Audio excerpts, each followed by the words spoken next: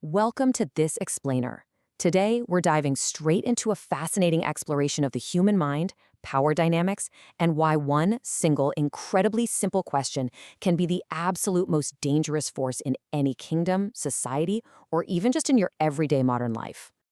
Let's set the stage with a quiet but super powerful question. Think about this for a second. What kind of person truly threatens an oppressive system? Who is the most dangerous person in a kingdom ruled by fear? Right, so when you think about threats to a massive system of control, your mind probably jumps to obvious things. You'd instinctively think of physical power or vocal power.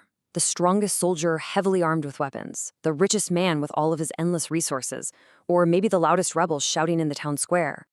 But surprisingly, the source material points out that the true threat is none of those. The absolute most dangerous person? It's actually the quiet one. The person just sitting in the corner, watching, listening, and, well, thinking. Why? Because someone who can actually think for themselves is basically impossible to control. Throughout history, tyrants haven't just relied on weapons. They've built their power by getting people to just blindly accept whatever they're told. Picture this. You've got a whole society completely trained to obey. And then, out of nowhere, just one person simply asks, why? Or how do we actually know this is true? Suddenly, the crowd goes dead silent. The guards get nervous. The ruler gets terrified. It's like a giant puzzle piece just fell out of place.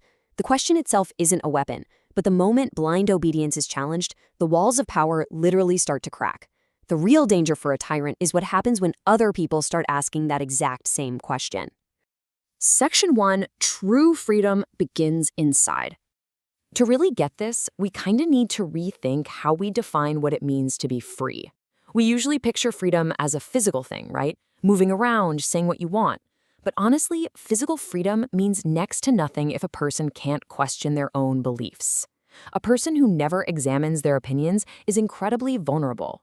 They're so easily manipulated by those who know exactly how to use fear as a tool. So what happens if we don't think for ourselves? Well, your beliefs might not even be your own. They're usually just inherited from society, from fear, from authority, the crowd, or even passed down from your family.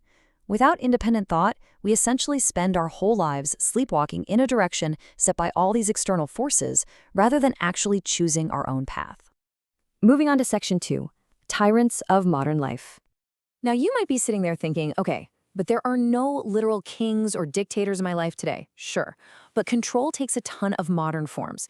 Think about the overwhelming pressure just to fit in, or social media literally dictating what your desires should be, society rigidly defining what a successful life has to look like, or that pervasive, well, everyone else is doing it mentality. These are modern tyrants, and they are constantly trying to think for you.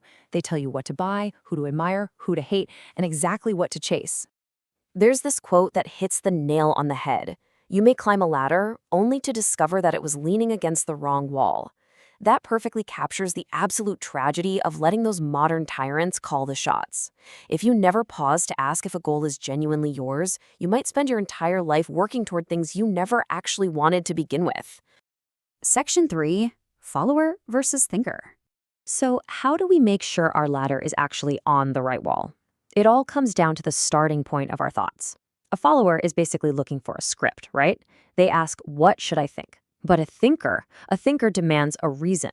They ask, why should I think this? It's a completely different baseline perspective. Then there's the motivation. Followers are usually hunting for approval from the crowd. Thinkers, on the other hand, are hunting for truth. And this is crucial. A thinker is completely willing to ditch the comfort and safety of social approval if it means finding out what's actually true. Fear thrives in the dark, but critical thinking brings the light. Finally, look at how they react to the crowd. The follower justifies things by saying, well, everyone believes it. But a thinker possesses the incredible humility to say, okay, but that doesn't automatically make it true. A thinker is brave enough to question others, but more importantly, to question themselves too. Because, as the source reminds us, the absolute strongest prison is the one we build with our own unexamined beliefs. All right, Section 4. The price of independence. Look, I gotta be totally honest here. This path is not easy. When you stop and question if the crowd's direction is actually right, you are gonna face pushback. People will label you as difficult, rebellious, arrogant, or even crazy. When everyone else is sprinting in one direction and you choose to just stop, yeah, it can feel incredibly lonely. But you have to keep this equation in mind. Being alone does not mean you're wrong. And being surrounded by people definitely does not mean you're right. History has shown us time and time again that the vast majority can be completely off base. Sometimes one single person standing alone with the truth is vastly more powerful than thousands of people standing together in ignorance. Which brings us to Section 5, Reclaim Your Mind. So, how do you protect your mind, your last and absolute most important territory? You start questioning everything. Question your beliefs, question your fears, question your ambitions to make sure they're actually yours. And maybe most importantly, question that little internal voice that tells you, hey, don't think too much.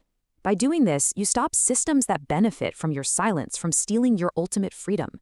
You can lose your money, your status, your popularity, but never, ever surrender your ability to think.